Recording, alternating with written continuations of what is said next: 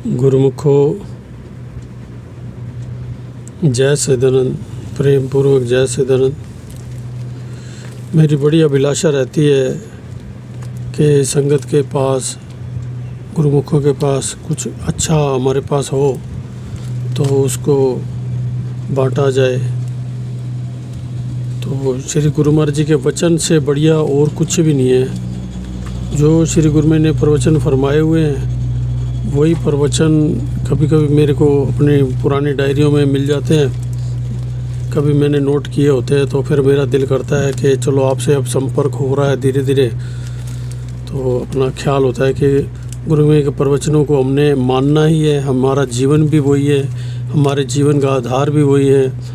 तो उनके वचनों को पढ़ने से, सुनने से हमारे को कई मुश्किलों से रास्ते निकल आते हैं, कई मुश्किलें हमारी हल हो जाती हैं। गुरु महाराज के वचनों को सुनते हैं तो हमारा मन जो है बिल्कुल ऐसे एक पुलिंदा है पुराने ख्यालों का, तो वो उसमें विचार तो उठते ही रहते हैं समुद्र की लहरों की तरह। तो उनको शांत करने का यही तरीका है कि गुरु महाराज के वचनों को अपने हृदय में धारण करें और बेफिक्र हो जाएं। तो पढ़ते हैं, ये मेरे को मिले हैं 1991 में व्यास पूजा पे जो श्री गुरु महाराज ने वचन फरमाए थे वो मिले हैं। तो मेरा ख्याल है आप तक पहुंचाऊं, क्योंकि पहले जो वचन होते थे वो पूरे के पूरे छपते थे, मतलब जितने गुरु महाराज के शब्द होते थे उतने के उतने शब्द पूरे छपते थे। आजकल थोड़ा छोटा हो जाता है, बीच में कर भी देते हैं, वैसे पूरा सेम नहीं होता। लेकिन ये जो पहले छपते थे ना, ये पूरे एक एक शब्द जो है ना, जो गुरु महाराज ने बोला होता था वही छपता था। तो पढ़ते हैं, चलते हैं आगे। ये भी सफ़र है एक किस्म का।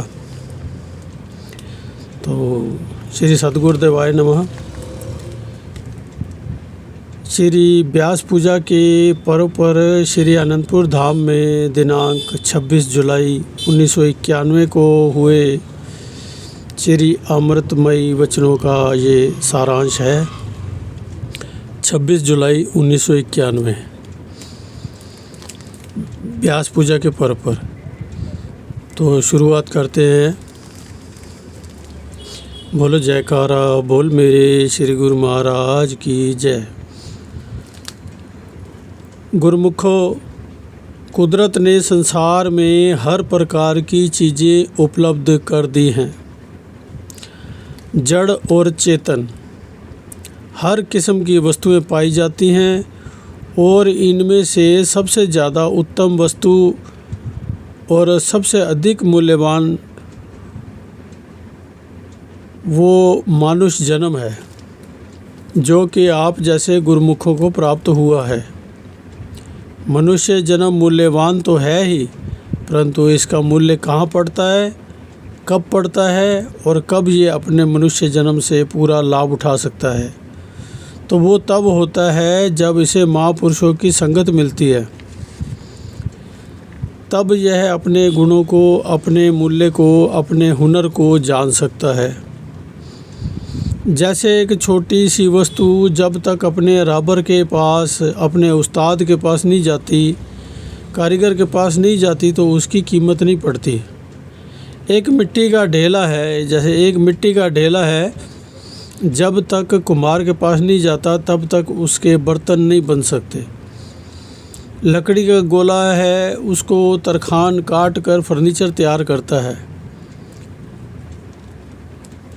इसी तरह लोहे को लोहार, सोने का ढेला सुनार के पास जाकर सुंदर जेवर बनकर शोभायमान होता है। इसी तरह मनुष्य भी है, जब वह अपने सद्गुरु के पास जाता है इसकी कीमत पड़ जाती है।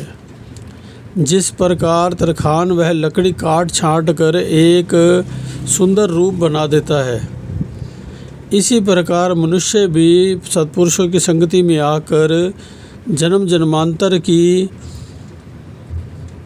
इस पर जो मैल चढ़ी है, काम, क्रोध व माया के गिलाफ पड़े होते हैं, जब सत्पुरुषों की संगत से ऐसे नाम के अभ्यास से निरंतर संगत का असर होता है तो काम, क्रोध, मोह, लोभ, अहंकार की मैल इससे दूर होती है, तो आत्मा निर्मल होकर इसकी कदर पड़ जाती है, तब मनुष्य कहलाने का हकदार होता है। आप देखते हैं संसार में कितने ही मनुष्य ऐसे होंगे जो कि इसकी कीमत समझते हैं। ये कुदरत की तरफ से मानुष जन्म मिलना कितना दुर्लभ है। ये इंसानी चोले को पाकर यदि इससे काम ना लिया जिसके लिए ये मिला है, तो मनुष्य जन्म किस काम आया। जब सत्पुरुषों की संगत मिलती है तो इसके भाग जाग जाते हैं। संतों की संगत में वही भाग्यशाली गिना जाता है जिसको सत्पुरुषों की संगति प्राप्त हो जाती है। आप ही ज़रा विचार करके देखो, एक पिता के 2 पुत्र हैं।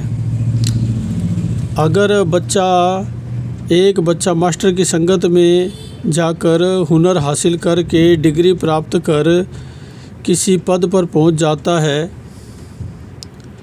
उसकी कीमत पड़ जाती है। तथा दूसरा मास्टर की संगत में नहीं जाता तो वह अनपढ़ रह जाता है।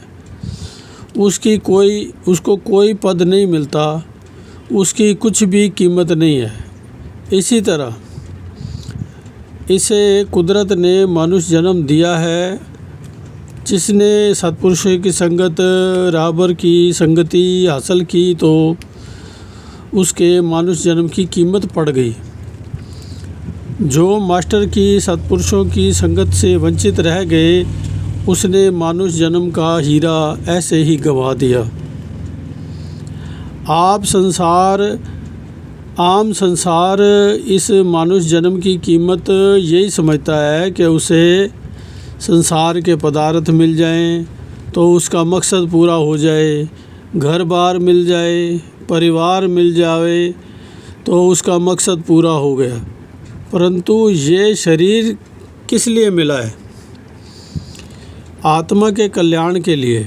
ये समझ केवल महापुरुष बतलाते हैं कि शरीर आत्मा के संवारने के लिए मिला है। इसे शरीर की पूर्ति का काम न ले, आत्मा के संवारने का काम लो। इसलिए सत्पुरुषों की संगत को अपनाना जरूरी है। आप सब गुरमुख भाग्यशाली हैं जो सत्पुरुषों की संगत प्राप्त कर अपना भली भांति कार्य संवार सकते हैं। कोई भी इंसान ये नहीं चाहता कि मैं तरक्की ना करूं, मैं नुकसान का काम करूं। सभी लाभ चाहते हैं, खुशी चाहते हैं। दुनिया के सामान पाकर, धन दौलत पाकर बेशक इंसान खुशहाल नज़र आता है, ऊपर से तो खुशहाल समझता मान वाला समझता है, लेकिन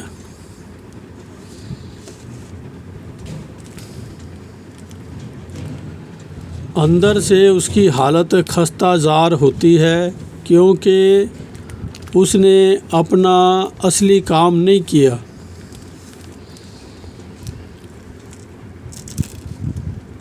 राबरी नहीं मिली,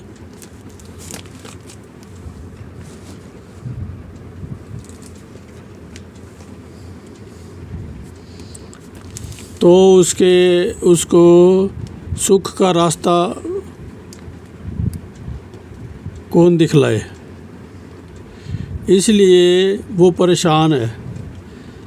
जिसने आत्मा का काम बना लिया, प्रयत्न कर लिया, ये तभी होता है जिसको संतों महापुरुषों की संगत मिल जाती है। ये तभी होगा जब सत्पुरुषों की संगति में आएगा। लोहा पारस संग मिला, कंचन भया मोल, जो जन साधु संग मिला, ताका मोल न तोल।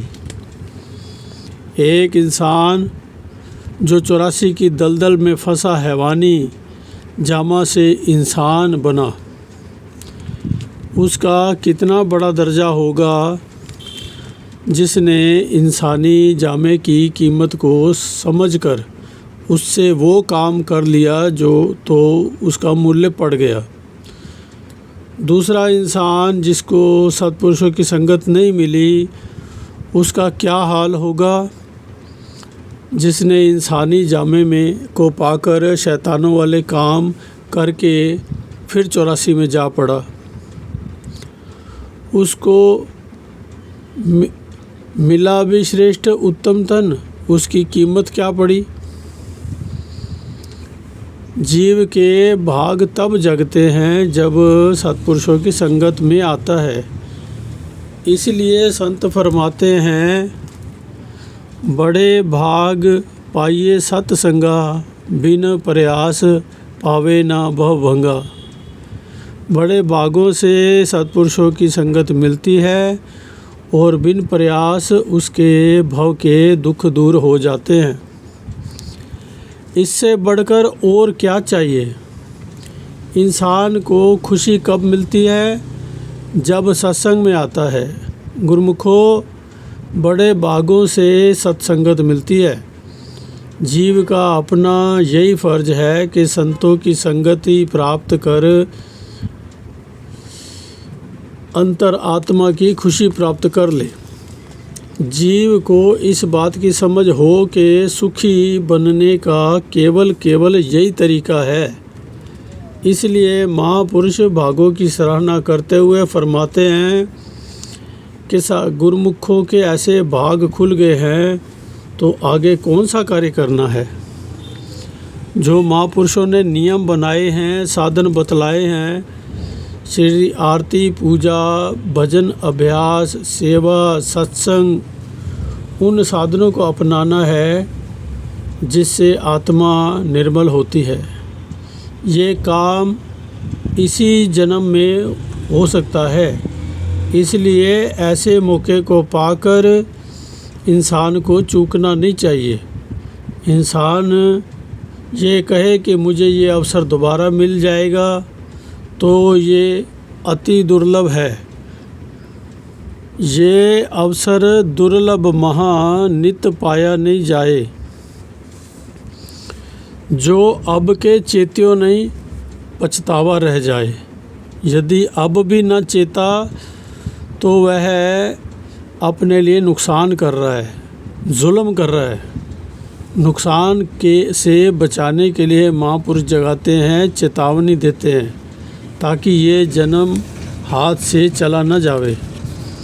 जन्म जन्मांतरों की ठोकरें खाता चला आया, उनसे बचने का यही अवसर है। यदि अब भी इसी अवसर को खो दिया तो कौन सा ऐसा समय मिलेगा, बस पछतावा ही रह जाएगा। आप अपने अंदर विचार करके देखो, संसार में ऐसा अवसर आत्म कल्याण का है। यहाँ सत्य का संदेश, सत्य का सामान दिया जाता है। गुरुमुख जन इस अवसर का लाभ उठाकर आत्म कल्याण कर सकते हैं। अगर इंसान सोचे कि यदि मैं इसी काम में लगा रहा तो संसार का काम तो जो मैं करता हूँ वो कैसे चलेगा, तो ये उसकी भूल है। क्या ये काम जो आगे कुदरत के हो रहे हैं इसके बगैर नहीं होते थे।